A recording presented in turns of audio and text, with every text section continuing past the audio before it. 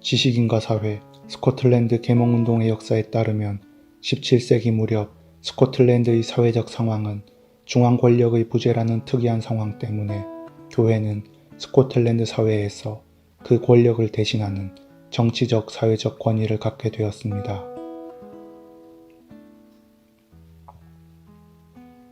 그 교구의 개별 교회에서 전국 차원의 총회까지 교회는 이례적인 조직 체계를 갖추었습니다. 이 조직 체계가 교육과 구빈 해정을 맡으면서 장로교회가 중앙 권력이 없는 스코틀랜드 사회에서 정치적 권위를 갖게 된 것입니다.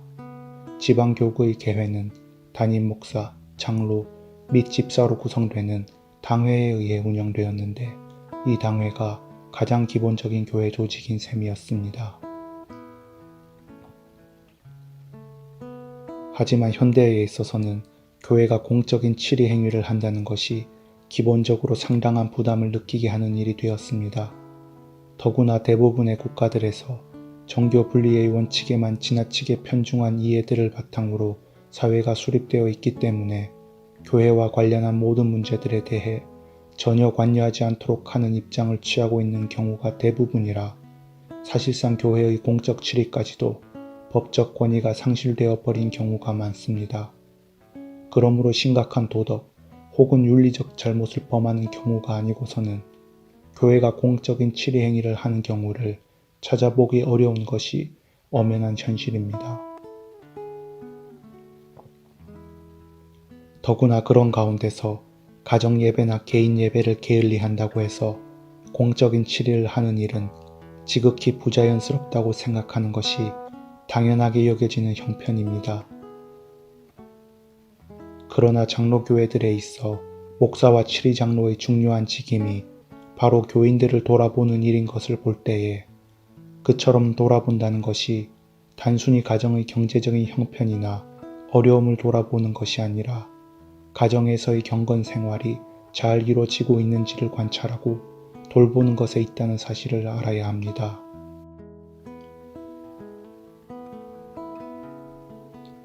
더구나 그처럼 교회의 당회가 각 가정의 신앙상의 문제를 돌아보는 것은 정부가 부모들에게 자녀들을 학교에 보내도록 하는 의무교육 제도와 같이 강제적으로 통제하는 방식이 아니라 목회적으로 철저히 돌보는 차원이라는 사실을 생각할 때 더욱 당연하게 요구되는 일이라 하겠습니다.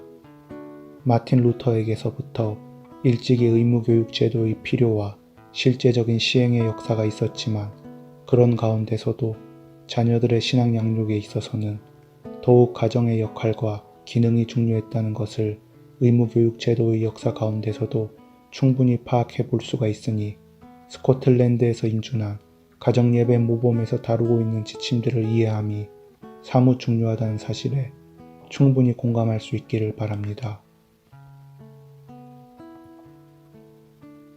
특별히 가정예배를 바르게 그리고 열심히 시행하는 문제가 개교회의 목회자와 당회가 다룰 중요한 사안이었을 뿐 아니라 노회와 대회들까지도 이에 관심을 가지고서 다루도록 한 것을 보면 17세기 당시에 스코틀랜드의 장로교회가 얼마나 엄밀하고도 치밀하게 신앙의 바른 실천에 관심을 두고 있었는지를 단적으로 알 수 있습니다.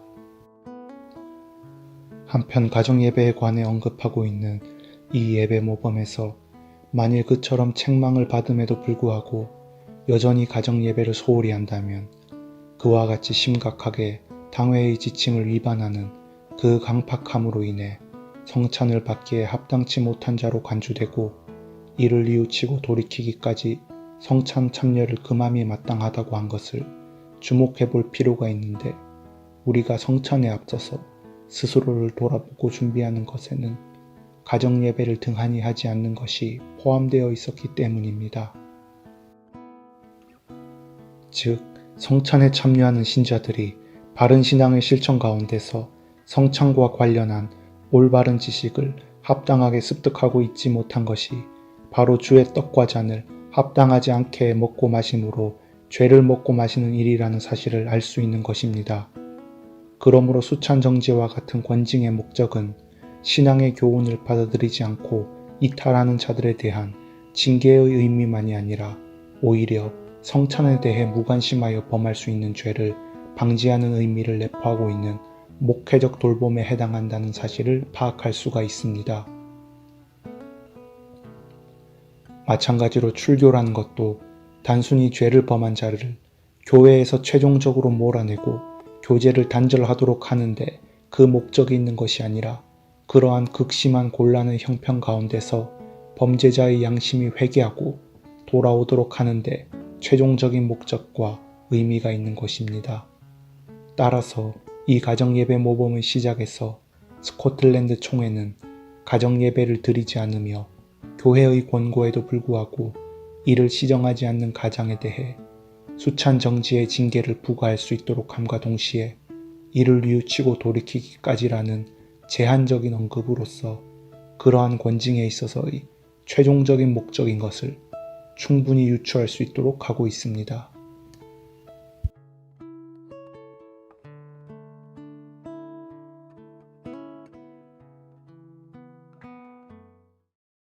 땅의